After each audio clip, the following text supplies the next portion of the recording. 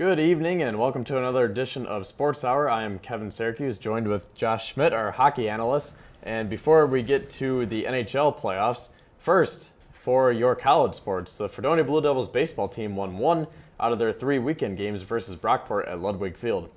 They won on Friday 6-0 and then lost on Saturday 4-2 and 10-3. Luke Kaczewski threw a complete game shutout, giving up just 3 hits and 1 walk while striking out 8 in Friday's game.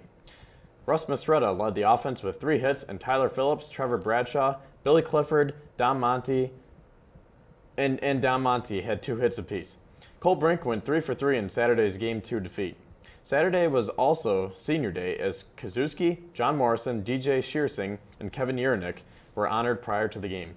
The Blue Devils are now 10-17 overall and 7-5 in conference play and are back in action tomorrow at Hilbert for a 4 p.m. first pitch. The softball team won 3 out of their 4 games this weekend in northern New York. On Friday, they lost Game 1 to Plattsburgh 7-2, but came back from a 7-run deficit in Game 2 to beat the Cardinals 10-9 in 8 innings. Eva Fitzsimmons had the game-winning hit in the 8th inning after a leadoff double by Katie Uden.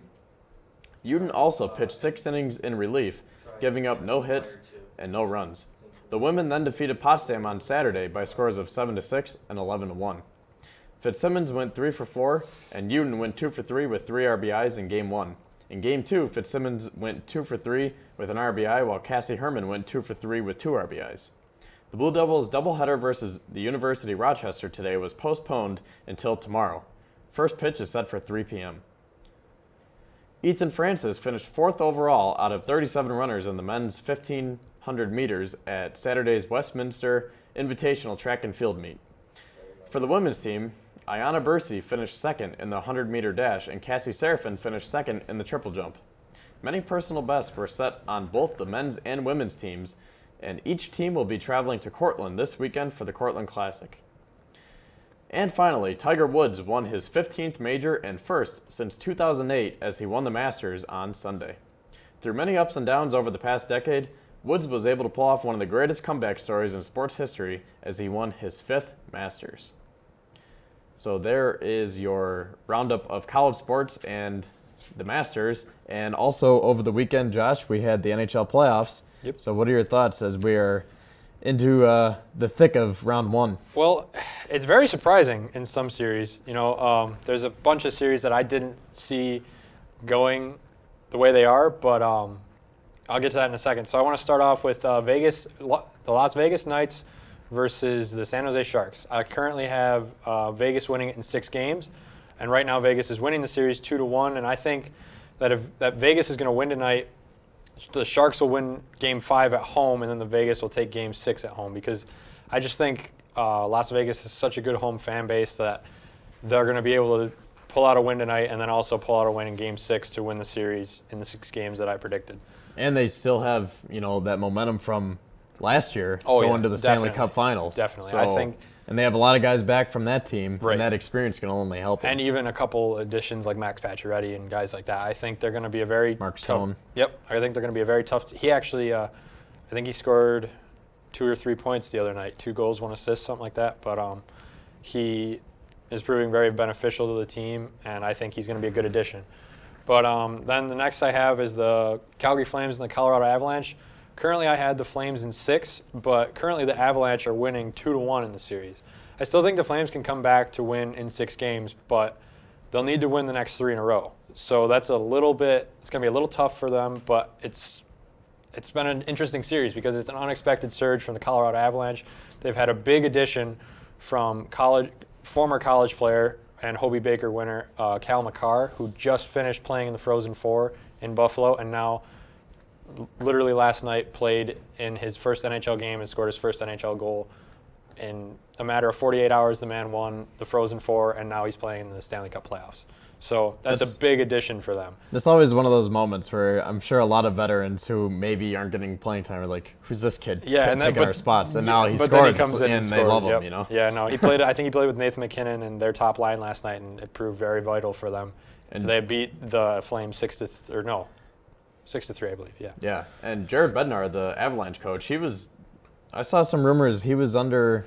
There were some rumors that they could fire him at the end of the year. Yeah, because they degressed this year after Right. after that great season last year. But by the looks of it, I wouldn't fire him. No, I don't think that'd be a very smart move if he were the Avalanche. Yeah, They're doing great right now. They still had a good regular season, and they're Right. playing great so far. And the Flames are a top team. They're going to be tough to compete against. But I think it's going to be interesting. I don't know if the Avalanche can keep this up.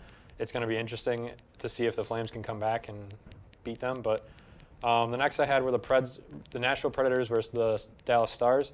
I had the Preds in 5, and the Preds are currently winning 2-1 in the series. They proved they can win on the road, and they won in Dallas, so that shouldn't have a problem winning at home tomorrow. And then if they win Game 5 on the road, my prediction would be correct. But the Stars are putting up a fight, and all the games they've played so far have been 1-goal games, overtime games. So like, it's going to be tough. It's going to be nice to see what the Predators can do. They're a very good team, but I think the Stars could also pull some stuff off and give them a run for their money going down the stretch here. But it's going to be an interesting one. I can never go away from a team that has Pekka Rinne. I mean, the guy is he's one of the best goalies in the league and so accomplished. Yeah, he's been such a cornerstone for their organization for the past, I don't know how many years. He's 35 now. He's a very seasoned veteran in the league. I think any team that has him is as good as Nashville. Like, I mean, they have a great defensive core. They have a great offensive core, but he's really been an anchor for them over the past few years. I think he's been a vital piece to the puzzle for Nashville.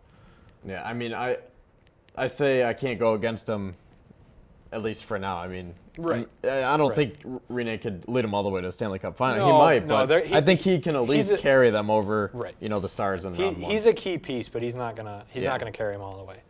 The next I have, last in the West, is the Winnipeg Jets versus the St. Louis Blues. I have the Jets winning in 6, but the Blues are currently leading 2-1. It's turning out to be a very even series, and this could go either way at this point, honestly. Like, the Blues came out of nowhere. They have guys that can produce, like Vladimir Tarasenko, Ryan O'Reilly. Ryan O'Reilly, the guy who lost his love for the game in Buffalo and now found it again in St. Louis. Thanks a lot, O'Reilly. But no, I think the Jets they can put up a fight. They have star power. They have some veterans like Blake Wheeler, Mark Scheifele. They also have young talent, Kyle Connor, Patrick Laine, and they have solid net presence, which Connor Hellebuck, I think Connor Hellebuck. And but the Blues have just as good a net presence with a rookie in Jordan Binnington, I think it is. He came out of nowhere. He's only played 32 games or so this season, and he's a couple years older than me and you, and he's that's really weird to think he's about. got Dominic Hasek like numbers, and he's going to be the future for St. Louis goalie wise, and I think that's going to be very interesting to see if he can carry them through against the Jets. The Sabres fans obviously don't want that, because if the Blues get eliminated this first round, we would get a higher draft pick in this coming draft. So everyone in Buffalo is becoming Jets fans right now. But if the Blues do win, the only scenario then would be a Vegas advanced. The only scenario that the Sabres would get a higher first round pick would be a Vegas advanced or Dallas advanced. So it's going to be an interesting one for us Sabres fans, but I still think that the Jets can win this series. I don't think they can do it in 6 anymore. I think it would take 7 games now, but I think the Jets will still end up pulling off the series victory. And real quick, so Jordan Binnington is 25, which is only a few years older than us. What's even weirder is that Rasmus Dahlin just turned 19 the other day, and I'm turning 20 in a couple months. Josh has actually turned 20 today, so happy birthday to Josh. Thank you. But it's so weird. Yeah, that these guys are we're younger than us, these guys, and they're scoring goals in the NHL Yeah. and becoming superstars. Hey, we could do that. We're here at college. So over to the East, this one was a shocker for me. I had New York Islanders versus the Pittsburgh Penguins. I had the Islanders winning in 6, but they're currently leading 3-0 against the Pittsburgh Penguins. And they're up 2-1 with just a minute left in the second. Yeah, so this is going to be an interesting one. It's going to go down to the wire, I think. But I am very surprised by this. I didn't think that the Islanders were going to roll over the Pens this easy. The Pens have been in the playoffs for 13 consecutive seasons now, but honestly, now that I'm looking at it, the Pens are dying out. They're getting close to a rebuild year. They remind me a lot of the 2009 2010 Anaheim Ducks when Corey Perry, Ryan Getzlav, Bobby Ryan, they were all on that team. And then they won the Cup, and then 2 years later they were gone. They just disappeared. I think that's what you're going to see Pittsburgh start to do. Guys like Sidney Crosby, Evgeny Malkin, they're not producing anymore. The only guy they can completely rely on is Matt Murray, their goalie. He's an outstanding goalie, but like we said with Nashville, goalies can't win you Stanley Cups. They're vital pieces, but they can't win you Stanley Cups. So I think you're going to see the Penguins offload a lot in the coming years, and it's going to be interesting to see what they do to rebuild and get back to their dominance that they've had. Yeah. Two things about that, one for each team. First, with the Penguins, I got to believe that Mike Sullivan's he might be on the hot seat now because, Pittsburgh, like you said, their dynasty's falling apart. They're down 3-0. They might get swept by the Islanders tonight. I mean, the Islanders are a great team, but still, getting swept by a team anyone. Yeah. The Islanders haven't been great in the past couple of years, but they're all right.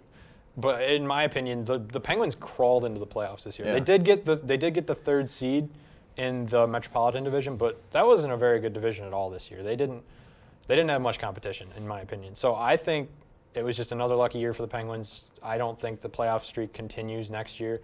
I think that they're definitely going to a rebuild soon, and they're going to miss guys like Connor Sheary that they traded to the Sabres because they got rid of guys like Connor Sheary for the reason that they're not using them. There's no need for them because of guys like Sidney Crosby and Evgeny Malkin. But like I said, Crosby and Malkin they're dying out. They're getting old. They're not able to produce like they used to, and they can't carry the team like they used to. Yeah, and I was reading an article today about how the Sabres might just wait until the end of the playoffs, or at least till the end of round one, to find their new coach. I read that same because article. You never know what team's going to let go of who. Yeah. Like I was thinking today, if the Lightning get swept tonight, who knows Cooper. Who knows what's going to happen to John Cooper? I think he's safe. But I think he's safe, but you never know. That team should have had no problem with the Blue Jackets. I'll get to that in a second, though. You can continue what you're saying. But yeah, I was reading that article. That's where I saw about Bednar with the Avalanche, that he could be on the hot seat. But out of all the coaches that they listed, I mean, they pretty much went through every coach. Mm-hmm. I think the coach that has the hottest seat right now in the playoffs is Sullivan. Right. Because, like I said, the Penguins their dynasty is falling apart. They're down 3-0. They might get swept tonight. So he was handed one of the best teams in the league a few years ago, and when they were under Bilesma, they won 3 cups, two cups, but still and made the playoffs for 10 consecutive seasons. Yeah. So, and he has ties with Jason Botterill, so you never know. I don't know. I could see him coming to Buffalo. Would you want a guy like that though? A guy that wrecks a 13-year dynasty. I mean, you do look at the players he has, but at the same time, I don't know. It's tough to say. I don't know if I'd want to. I don't really know his credentials, but it's tough to say. Yeah. So that was one of the things I had to say. The other thing for the Islanders now, I mean, everyone, myself included, has been wondering how have they been able to do this a year after they lose John Tavares, one of the best players in the league. And it's awesome to see because what Tavares did was a dirty move. Yeah. I was not happy with that. That was. Yeah. I'm not even an Islanders fan. Mm-hmm. But to me, the way they've been able to do it is just balanced scoring and balanced offense. Right. I mean, looking at the stats, Matthew Barzal has 62 points, Josh Bailey has 56, Brock Nelson 53, Anders Lee 51, Jordan Eberle 37, Ryan Pulak 37. They have that spread out scoring that the Sabres needed. Yeah. They have secondary scoring. Yeah, they have secondary scoring. They don't have 3-4 guys, that they can rely on. They have a whole 2 lines of guys they can rely on. Yeah, even 3. Yeah, 3 lines. I mean, 2-3 lines of guys they can rely on. They have about, their top 10 or 15 has 25 or more points. Right. So it's just so balanced. I mean, losing a guy like Tavares. Yeah, Tavares was a key piece of the puzzle there for them. And they don't have any superstars anymore, but they have a lot of guys that just are playing well together. Mm-hmm. And then Speaking of losing love for the game and finding it again, Robin now Leonard. that they're not in Buffalo. Robin Leonard. Robin Leonard, yeah. No, it's awesome to see him do that, though. I know, I'm happy for him. I just wish it could have been in Buffalo. Yep. 25 and 13 and 5 with a 2.13 goals allowed per game and a .930 save percentage. Yeah, that's awesome to see. Completely turned it around. Right. So the next series is the Hurricanes versus the Capitals. I had the Canes in 6. It's currently 2-1 Capitals. I still think the Canes can come back, but it may take 7 games now. It was a strong outing by them last night in their first home playoff game.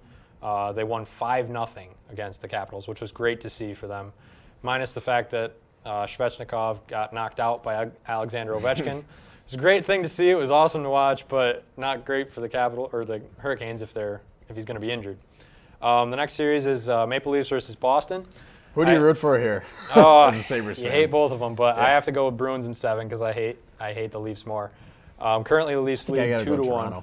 It's hard. I just hate Boston so much. I still think Boston everything. I still think the Bruins can win in 7. They're a streaky team, but now that Leafs Nazem Kadri has been suspended for the remainder of the series for cross-checking Jake DeBrusk in the face, that's going to be a big piece for the Bruins to jump on. And that was a dirty, dirty hit. This has been a very dirty series. I watched that game that happened. Torrey Krug left with an injury. He got checked into the boards backwards, and his head smacked off the boards. It's great to see. Both him and DeBrusk played last night, so it's great to see that they're not injured. But it's a very back-and-forth series. And then finally, biggest upset for me, Tampa Bay Lightning versus the Columbus Blue Jackets.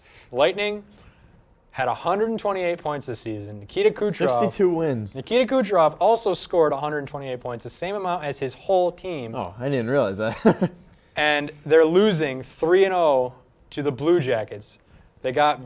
It was extremely surprising. The Blue Jackets came out of nowhere. They dominated the Lightning twice at home and then grab a win at home and are currently winning 4-3 going into the 3rd period tonight. And I really think I'm changing my prediction right now. The Blue Jackets are going to sweep the Tampa Bay Lightning. It is happening. They're gone. And I'm so happy to see it because I believe that Steven Stamkos. I had the Lightning winning it all. I think Steven Stamkos will lose his captaincy. Honestly. I think. Really? Yeah, because they look at him to rally around. And I think he'll be gone. I think Kucherov could do it now. I don't know. He hasn't done much. Yeah. So. And Tortorella was another one on the hot seat in that article, but right. now he's not after anymore. This, you know? So, once again, as for tonight's games, the Blue Jackets are up 4-3 over the Lightning with 12.5 left in the 3rd. The end of the 2nd in Pittsburgh, 2-1, the Islanders. At 9:30, so just in 12 minutes, the Jets and the Blues. And then at 10:30, the Sharks and the Golden Knights. So, thank you for coming on, Josh. Happy birthday again. Thank you. And next, Myra will be on, and we're going to talk about the NBA playoffs. So stay tuned. I'll be right back. Hi. You think you're probably sober? Yeah. But you're thinking about taking the back roads home, just in case. If you're probably sober, then why would you do that?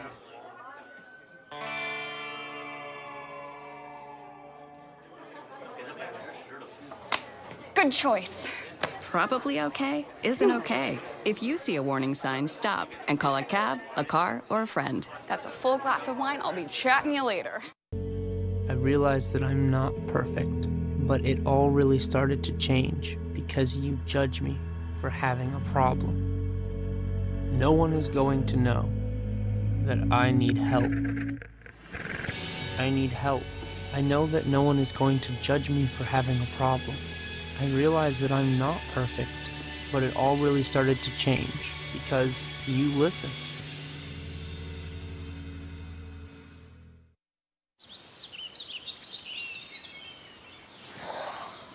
Oh, look, a redhead.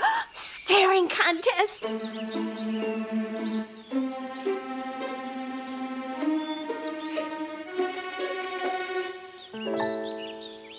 You still got it.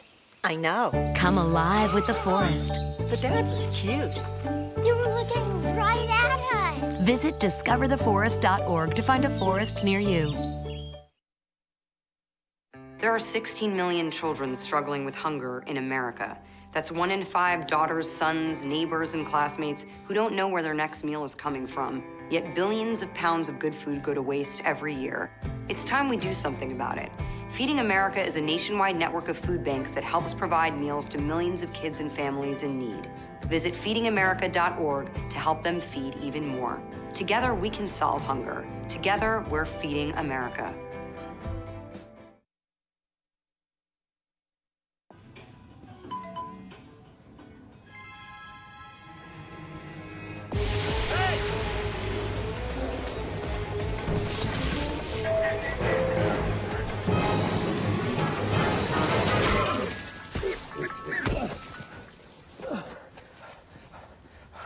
So, same time next week? Well, of course. Put away a few bucks, feel like $1,000,000. For free tips to help you save, go to Feed the Pig. Hamilton was adopted from a rescue in 2008. He really likes to be around people. And as soon as I start to make my breakfast, Hamilton is right there. I get out my mat and I'm doing a downward dog and he's underneath. He's quite the pug about town. He gets invited to a lot of parties. He knows he's a pretty big deal. I mean, look at this little face. How could you not love him?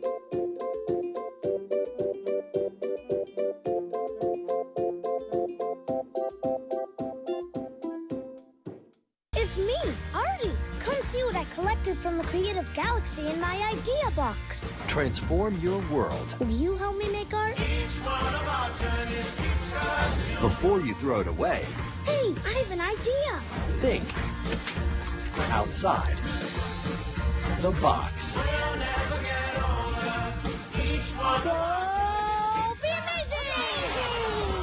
Give your cardboard box another life. Recycle. So, I'm kind of new here, but I've noticed a trend. My human does this funny thing where she goes around and gets all my toys, and then she hides them in that basket by the door. You know, but it's always the same basket, and it's always in the same place. And then she acts so surprised when I find them, but, you know, she's putting them in the same basket. Again. It's like, hello? That's where you put it last time. You were the worst at hide and go seek.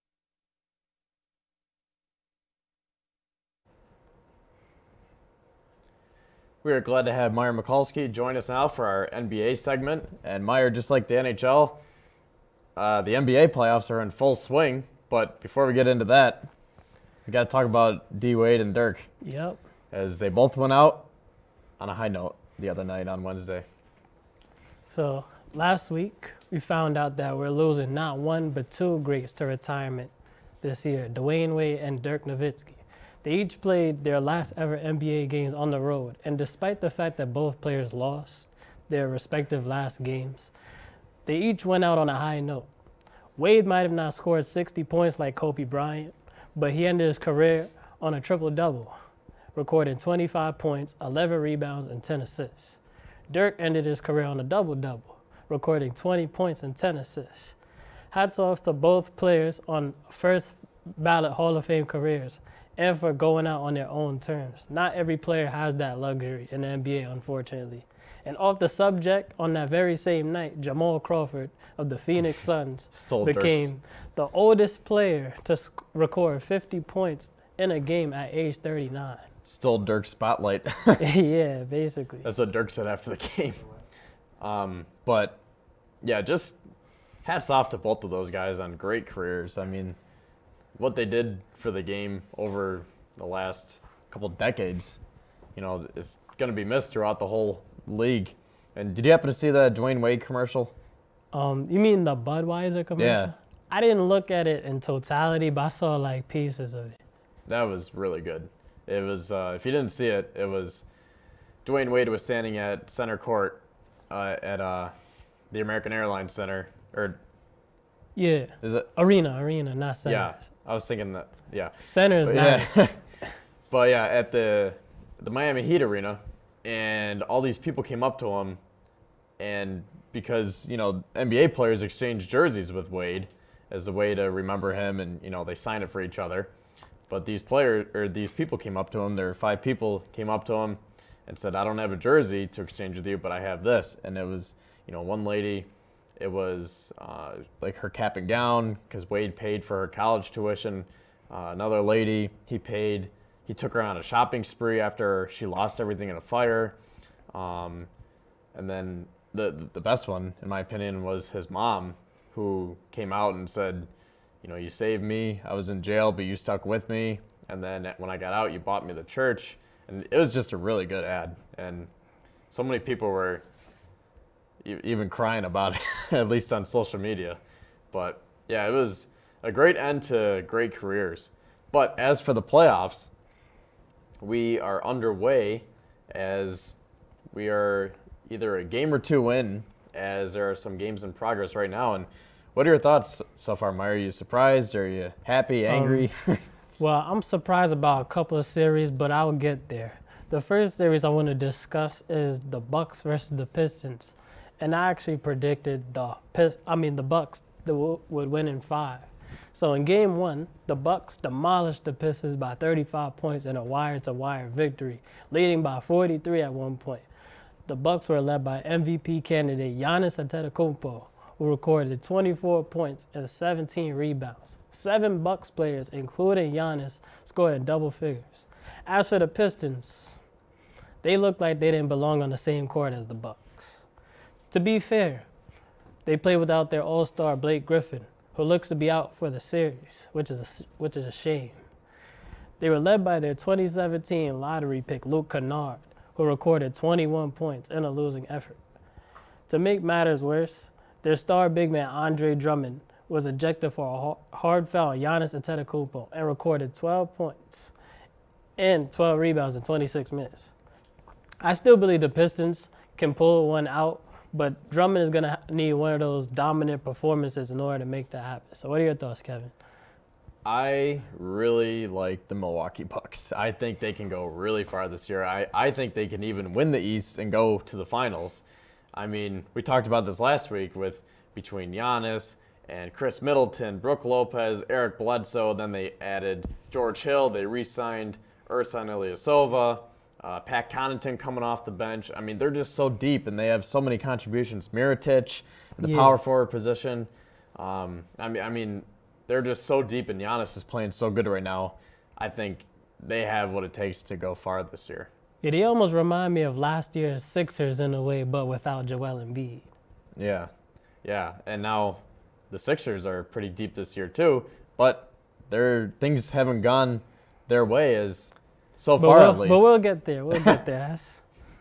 The next series I want to discuss is the Boston Celtics versus the Indiana Pacers, and I predict the Celtics will win in 6. After holding the Pacers to just 8 points in the third quarter of Game 1, the Celtics defeated the Pacers 84-74. The Celtics were led by Kyrie Irving and Marcus Morris, who each scored 20 points, respectively. As for the Pacers, only 2 players managed to score in double figures. Corey Joseph, who scored 14 points, and Bojan Bogdanovic, who scored 12 points. I still believe the Pacers can push this series to 6, but it's going to take a total team effort, especially against superior talent. So what do you think about that, Kevin? I think the Celtics are going to pull this one out. I mean, the Pacers, it just stinks for them to have Oladipo out. I mean, he was such a key piece. And, I mean, they still have a good team, but, I mean, Oladipo is playing so well. And, I mean, the Celtics, they have so much star power, and Kyrie's playing at a high level. I see them taking this series. Yeah, if Oladipo was healthy, I would have said Celtics in 7. Now we get to talk about the 76ers and the Nets. So I predict that the Sixers will win in 6.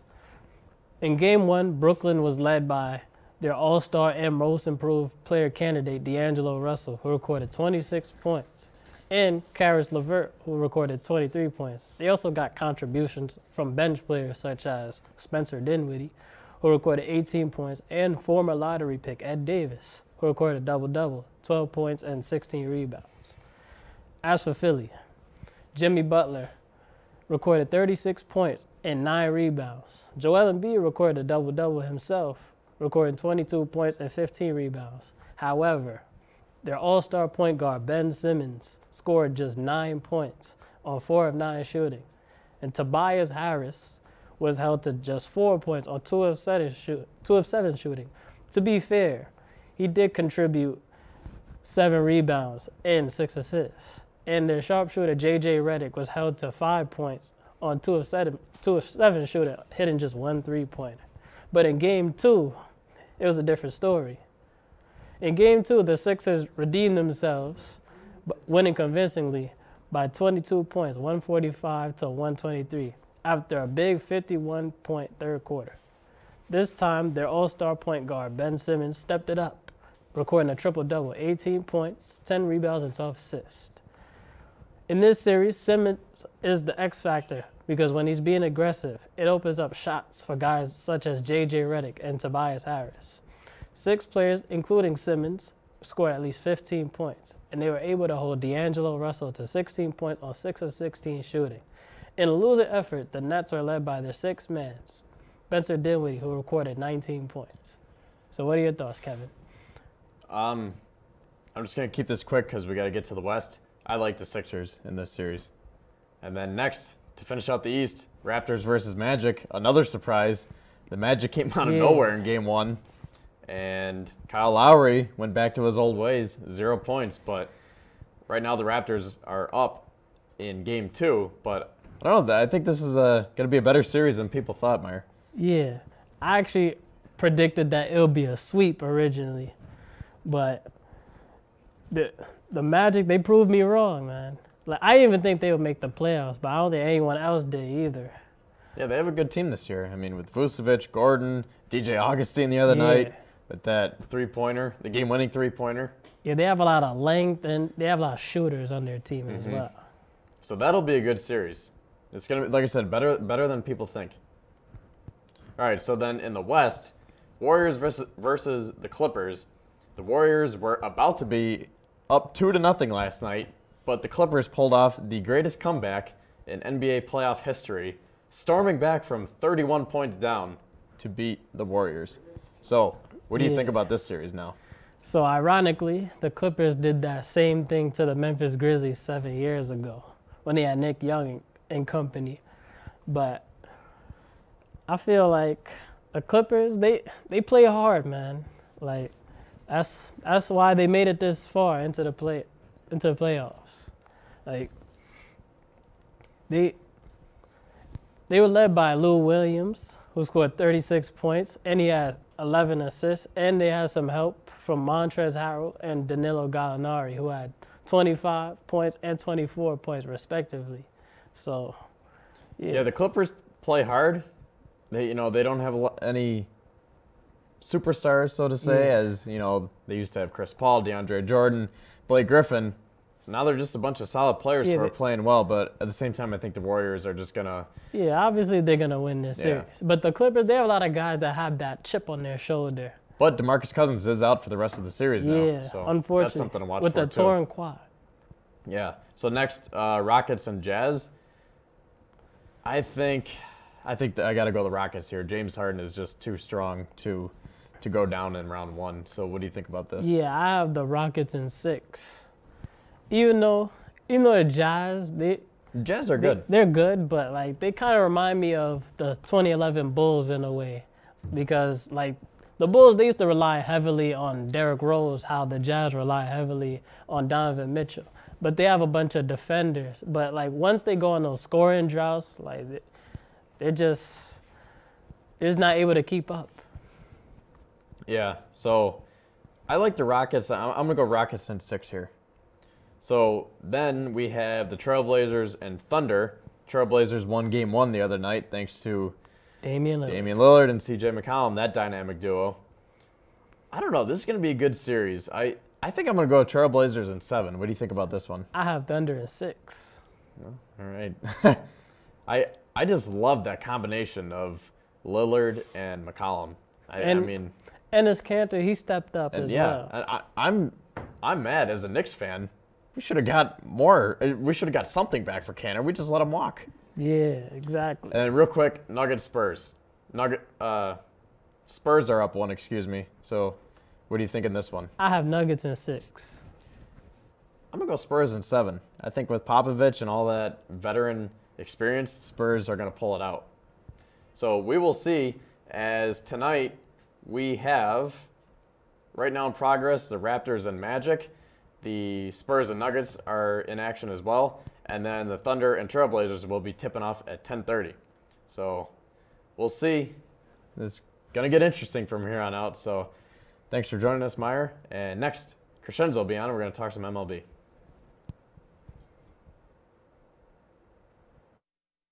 I'll be right back. Hi. You think you're probably sober? Yeah. But you're thinking about taking the back roads home, just in case. If you're probably sober, then why would you do that?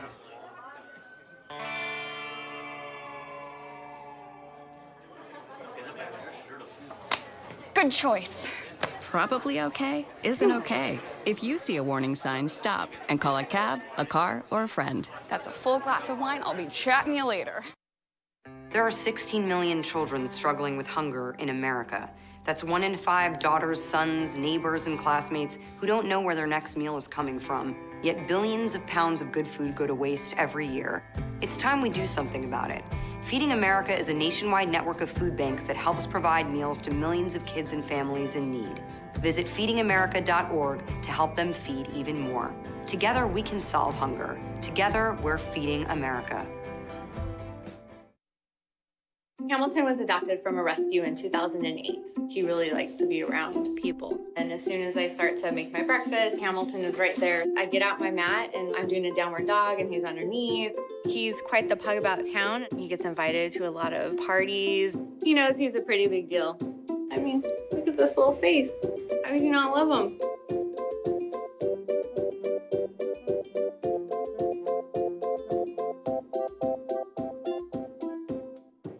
It's me, Artie. Come see what I collected from the creative galaxy in my idea box. Transform your world. Will you help me make art? Before you throw it away, Hey, I have an idea. think outside the box. Go be amazing! Give your cardboard box another life. Recycle. Crescenzo Fano now joins us for our weekly MLB segment. And Crescenzo, a couple weeks into the season, what are your thoughts on the early stages of the season? Before I discuss baseball, obviously I'm a Trailblazers fan. I have a Trailblazers hat on, so go Trailblazers. Now back to baseball. I think it's going surprisingly difficult as a Yankees fan, and definitely for a Chris Davis fan. I mean, he finally ended the streak. He went 0 for 54, dating back to last year. Wait, hang on. 0 for 54. Let that sink in. Yeah. 0 for 54. That's the worst hitting streak in MLB history. And the fact of the matter is that he went 3 for 5, had 4 RBIs against the Boston Red Sox, who we will explain in a little bit, that their pitching has not been good at all this year. They actually lost today's game to the Yankees 8-0. Chris Sale is 0 and 4. All right. Let that sink in. 8-0. So what a weird scenario that is, right? Yeah. And Chris Davis has a home run too. Obviously, Chris Davis. Yeah, home run. Returning That's all he does. Returning to MVP form? No. Well, maybe. But speaking of the Yankees and speaking of IL, not DL, but the IL, Greg Bird, now again with his foot, is on the IL. This is the 5th position player and the 12th Yankee overall to be on the IL. I'm telling you what, I'm hitting the panic button now. I mean, there's too many positions that we need to fill. There's not enough talent on the field. This is a scary time now because a lot of them are deep into the playoffs or not even into the playoffs, but into the season where it can affect the playoffs if they do not come back in time. You know, you got 3 guys on there that could literally be out for the entire year or 90% of the season. So I'm really scared for that. And also another person that is out is David Robertson from the Phillies. He's also going on the IL. So especially with the Yankees, this is not good. And just to real quick, to what's the word? Kind of show how many injuries the Yankees have. Yeah. So these are the guys on, I keep wanting to say DL, but IL, the injured list now. So Miguel Andujar, 10-day IL. Dellin Betances, 10-day. Greg Bird, 10-day. Aaron Hicks, 10 days. Gary Sanchez, 10-day. Luis Severino, 10 days. Stanton, 10 days. Troy Tulowitzki, 10 days. And Didi Gregorius, 60 days. So that's also 1, Jacoby 2, Ellsbury. Yep. And so there's it's 9 insane. there, yeah. It's insane. We have 12 guys overall. I mean, it's outrageous. I don't know if they didn't get ready or they didn't want to get ready or they thought they were too talented to get ready, but this is unacceptable for Aaron Boone. And everyone's not going to blame him, but they needed to get ready this year. Quickly, there's another player I want to mention. When the Blue Jays traded Kevin Pillar, they traded him to the Giants. Well, last week on 4-9 and 4-10 of the respective dates, he had 9 RBIs in those 2 games, so obviously that trade is pulling through. And speaking of other leaders, we have not Chris Davis as the one who went over 54, but the one from the A's. He's the home run leader, obviously. RBI leader is Cody Bellinger, Domingo Santana. Average, Tim Anderson from the White Sox hitting .514. Oh, my Lord. And strikeouts, Matt Boyd from the Tigers, 29 strikeouts. So, I mean, those are your leaders so far. And now we're going to get into power rankings, right? Yeah. So, who are your power rankings so far? Starting your top 10. So starting at number 10 and working our way down. Who do you have at number 10? How are we going to do it this week? Last week we did it through 1 through 5. Since I gave a really good description there, not a lot of big changes happened. I'm going to go through the description of the top 10. So number 10 is going to be the Yankees. They're 6-9, 4.04 ERA as a team, and obviously their injuries are killing them, and that's a big factor for them. Sanchez and Severino are out for 6 weeks. So those are huge blows.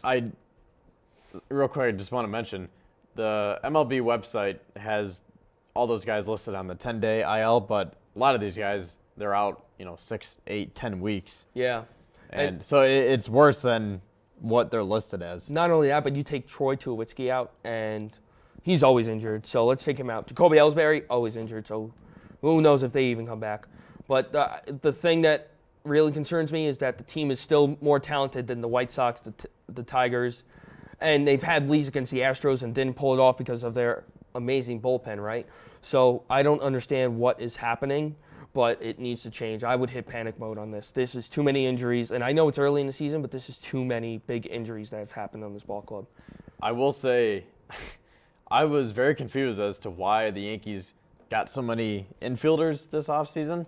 I thought between Didi, Gleyber Torres, Miguel Andujar, and if you want to throw Tyler Wade in there too. Yeah. I already thought we had enough, but then they went out and got DJ LeMahieu. That's been a great signing. And Troy Tulowitzki, and now it makes total sense because with all these injuries, thank God they did that. Yeah, he's been a savior. I want to go to the number 9 team, the Mariners. I know you were upset last week how they were in the top. But the reason is because their schedule was super easy. They faced the White Sox, the Royals. They did not face any of the tough teams. And when they did, they faced the Astros. They lost 3 straight.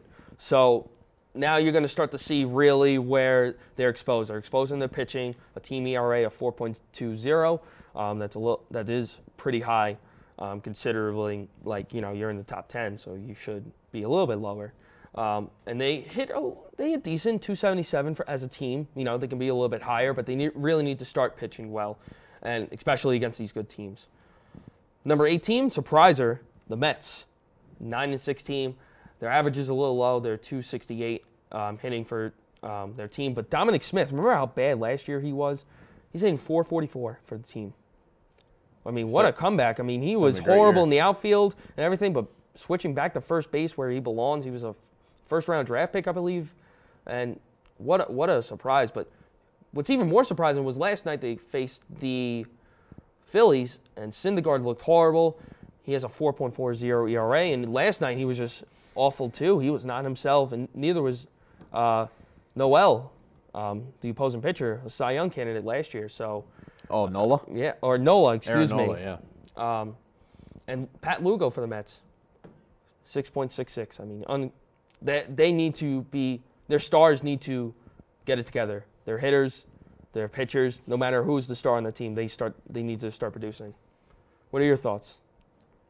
Yeah, I mean, the Mets, they're another team that they've definitely struggled with injuries over the last few years, and I mean, don't forget they still have Yoenis Cespedes too. So once he can finally come back, that's going to be a huge addition to their outfield. Absolutely, and their offense. And they're another team that's stacked up on infielders. So I was kind of confused as to why they did it, but now you know, they haven't had as many injuries as the Yankees, but it's always good to have, you know, a lot of backups. Yeah. And now we go on to number 7, which is the Cardinals. St. Louis Cardinals are 9-6 on the year. They hit really low on average. Somehow, especially Paul Goldschmidt, after hitting 3 home runs on the day in his second game, he's only hitting 203, which I am shocked at. I mean, this guy is consistent, and they just gave him a long-term extension. They hit for a team 240, and they got to hit a lot better. And they're like the Mets because their pitching is not bad. They hit their pitching is at 3.90, so it's not like they're bad in pitching. You know, that's a pretty decent number for an entire team. But they're a lot like the Mets. They got to get into a groove, and they got to start to really grind out with their stars and really show a presence, you know, from Goldschmidt to, you know, some of their other stars on their team. And finally, at number 6 is the Nationals. Number 5. Or number, yeah, excuse me. Number 6, because then 5 would be Phillies, Dodgers, Tampa, and the Astros. So number 6 would be the Nationals, hitting 260. Their ERA, their bullpen ERA is horrendous. They're at 5.50. Don't even know how they make the top 10, especially the bullpen. There's 4 guys in their bullpen that have over a 10 ERA. Unacceptable for them, and it really is shocking to me how they have that big of a ERA. And just to quickly wrap it up here, you know, we have to watch for, first of all, to wrap up our power rankings. Like I just said, we have the Phillies, we have the Brewers, we have the Dodgers. Tampa is at number 2 now, and the Astros. And big series to watch, Tampa Bay versus Boston this weekend, Dodgers versus Brewers, Phillies versus Rockets, and the Cardinals versus the Mets. All of them are on 4/19 through 4/21. All right, well, that'll wrap up our MLB segment. And as Yankees fans, Crescenzo and I are hoping that these 12 players will heal fast. But we're happy, 8-0 over Boston. So we will be back in just a couple of minutes, and Aaron's going to come on, and we're going to talk about the NFL as the draft is just in 9 days. I'll be right back. Hi. You think you're probably sober? Yeah. But you're thinking about taking the back roads home, just in case. If you're probably sober, then why would you do that?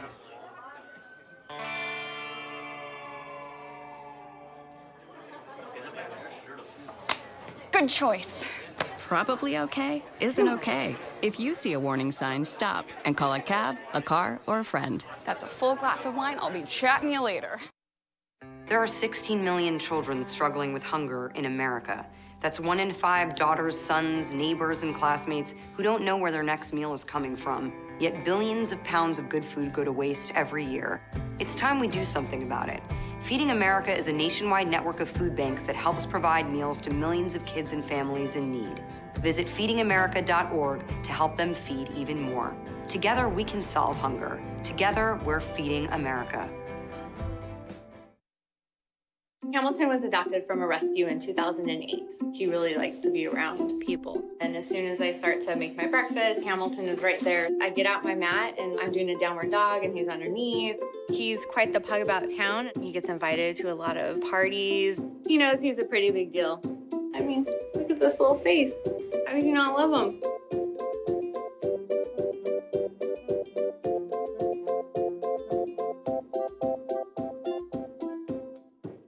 It's me, Artie. Come see what I collected from the creative galaxy in my idea box. Transform your world. Will you help me make art?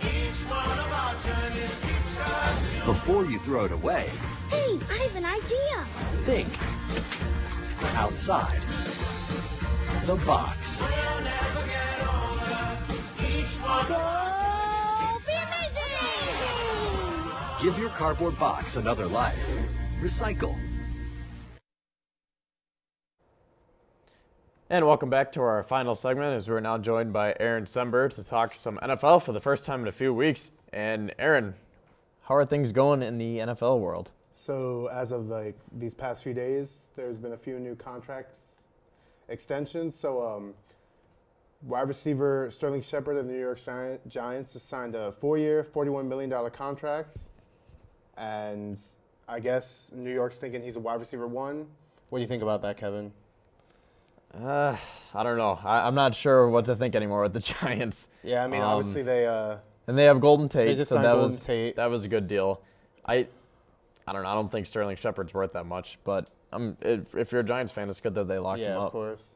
And then also Adam Thielen also signed a 4-year, but this one is a $73 million contract. And he's worth that money. Yeah, he's one of the best receivers in the game. I read about like his story and all that, and it's actually like really touching how like he went from like D2 school and like he had like a $500 scholarship, and now he's like one of the best wide receivers in the NFL. It's just a crazy story. And Russell Wilson, I don't know I think it was 4 years also. 4 years, $140 million. Richest contract. $65 million signing bonus. I think he's worth it, but I don't know. Like, that signing bonus is a lot. And obviously, he's a very great player. Probably highest paid player in the NFL. Yeah. Probably a top 5 consistent quarterback. But I guess we'll just have to see how it plays out. And also, Demaryius Thomas signed a 1-year deal with the Patriots. And obviously, Kevin and I, we don't like the Patriots. So, I don't know. But good for Demaryius Thomas. For him. I mean, he's still one of the best receivers in the game. I mean, he's a veteran, and it looks good, just like being on the team. I mean, his journey continues. And all that. 10 years into the league, he's still putting up numbers. I mean, if he was still in Denver and still had Peyton Manning as his quarterback, he could still have 1,000-yard seasons. Like, he's still that good. I mean, he just hasn't had the best situations, and then he got hurt last year in Houston. So, as a Bills fan, I really hope he doesn't, but he's going to have a great year, I think, with Tom Brady and the Patriots. All right, so now for the draft. The draft is just in 9 days. The offseason just flew by this year, as it always does. But do you want to give us... So what we're going to do, I'm going to talk about overrated and underrated. So for my first overrated pick for the draft, let's talk about Rashawn Gary, defensive end from Michigan. And people are projecting him to go late in the first round. The problem with him I read about was that he's not really a consistent guy. He only had nine and a half sacks and 23 tackles for losses in 3 years at Michigan. I mean, obviously, that's not too standout. I guess he just had a good junior year because it's 3 years, and I guess his combine was pretty superb. So I don't know what these numbers don't seem very stellar to me. That's just, I mean, there are obviously 2 categories. Yeah, a lot of the times, these scouts will look at their upside and see how much potential they have and say, well, he got 9.5 sacks in X amount of games in college.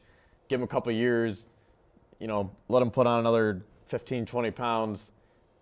He could probably get 15 sacks in the NFL, Yeah. So, I mean, I don't want to say it's all luck, but a lot of it is luck. I mean, look how many busts there have been, and then look how many, Tom Brady, as I think it was the anniversary of when he got drafted. Yeah, 19 years ago. 6th round, I think 199 overall. Yeah. And we all know how that ended. Yeah, and then, so for my second guy, we praised him the last time we talked about the NFL, and it's DK Metcalf. And the only reason, wide receiver from Ole Miss, obviously he's projected to late of the first round. The only reason I'm saying he's overrated is because of his injury prone. He's very injury prone, obviously, with I think he had neck issues in college, right? That's why he missed his that whole majority of that season. And also, some analysts are saying he's a very good. He's a straight line runner who is not quick laterally, and could struggle creating separation at the next level, which is obviously what receivers feed off of. They like separation. That's how they score. That's how they get those big first downs. That's how they get open. Yeah, exactly. And then for the underrated portion, watch out for these guys. I mean, Darrell Henderson, running back from Memphis. So his 2018 stats, so he had 1,909 yards with 22 touchdowns on only 230 carries, which is, I mean, I don't know about Memphis. I guess they're a small school. That's probably why, he's put it smaller. Yeah, exactly. Also, he had 63 receptions, and he averaged 12 yards per reception. And analysts are saying this guy could score from anywhere. The only problem, he's a bit undersized. He's 5'8", 208 pounds. So, I mean, watch out for him. Another guy, people are saying that this guy is probably the biggest freak of the draft. Ed Oliver, he's the defensive tackle from Houston. Like I said, supposedly a freak of an athlete, but everyone's saying he's too small to play D tackle. He's only about 280 pounds. And if you look at most NFL defensive tackles, they're about 300, 305. So, I mean, they're probably going to shift him to defensive ends. I mean, or they're going to tell him to, like, beef up before, like, preseason starts. I don't know what they're going to do, but, yeah, like I said, watch out for these guys. And then I guess we could talk about... Well, real quick, I just want to say about Ed Oliver. As a Bills fan, I've heard many rumors, not rumors, but a lot of mock drafts where he falls to number 9 and the Bills get him. And, you know, hearing Brandon Beane's comments yesterday, first day of OTAs, Brandon Beane said, and I agree with him, they don't have any glaring holes going into the draft this year. You know, the Bills did a great job of, I don't want to say filling all their holes because they could still fill them a little bit more, but they did a great job of, you know, signing guys who can, you know, maybe not temporary or, you know, maybe not long term, but for now they have someone who they can plug in and there's not any glaring holes, and then they're going to patch it up in the draft. So Brandon Beane said the Bills don't need to draft for need now. They can just draft. They don't need to draft a certain position. They can get the best player available. So if Ed Oliver is there, I think the Bills should take him. He can take over for Kyle Williams. Yeah, so real quick, these are like these team needs for these positions. So like we talked about, Bills desperately need a wide receiver 1. I mean, they have who now? John Brown, Cole Beasley. These guys aren't Zay wide Jones, receiver 1s. Robert Foster. Well, some of them might be able to grow into a wide receiver 1, but I see where you're going with that, Yeah, and then I said Eagles need a solid running back. Like Jay Ajayi, I think he was very overhyped when he got drafted to Miami and all that, and I don't know who else they have. I don't know if Sproles still playing, Darren Sproles. I think he came back for one more year. year. So I think they need a solid running back. Also, the 49ers need a very good wide receiver 1. Obviously, they're all-pro tight end. George Kittle is great, but obviously they need a solid outside force. And then, another portion, the Dolphins need a forceful D-line. I was reading these guys on the Dolphins roster, and all these guys are no names. So I really thought that was important for the Dolphins to look for. And also as a Chiefs fan, we just need a whole defense. But in particular, we need linebackers and corners and D-line, which is obviously that's the whole defense. Yeah. So that being said, just about a minute or two left. So I'm just going to read this mock draft from Bleacher Report, and then we can quickly discuss. So just doing the top 10. So Bleacher Report has the Cardinals taking Kyler Murray number 1, the 49ers taking Nick Bosa number 2. At 3, the Jets are going to take Josh Allen, not the quarterback from the Bills, the edge rusher from Kentucky. 4, the Raiders, according to Bleacher Report, are going to get Quinnen Williams. At 5, Tampa Bay, Ed Oliver. 6, the Giants are going to get Dwayne Haskins. At 7, they have the Jaguars getting Juwan Taylor. 8, the Lions, TJ Hawkinson. 9, well, this is a bit of surprise, Devin White, linebacker from LSU for the Bills. And then number 10, they have the Broncos taking Drew Lock. So just real quick, what do you think? Like I told you, I've said this numerous times, I don't think Kyler's worth that first pick just because of I know they have Rosen, and I know people are saying they're going to ship Rosen or either just bench him. But I told you this draft is full of defensive freaks, and I don't know what they're going to do, but obviously all eyes are on Arizona. Yeah, I mean, 9 days. Looking at that top 4 right there, Nick Bosa, Josh Allen, Quinnen Williams, Ed Oliver. Yeah, I mean, all defense. There's just so many defensive prospects this year. It's hard to pick against them. But we'll see, and we'll talk more about this next week as the draft is quickly approaching, 9 days. So looking forward to seeing what the Bills and the rest of the teams do. And thank you for joining us, Aaron, and thank you for tuning in to us. And we'll be back next week for our last show. Thank you.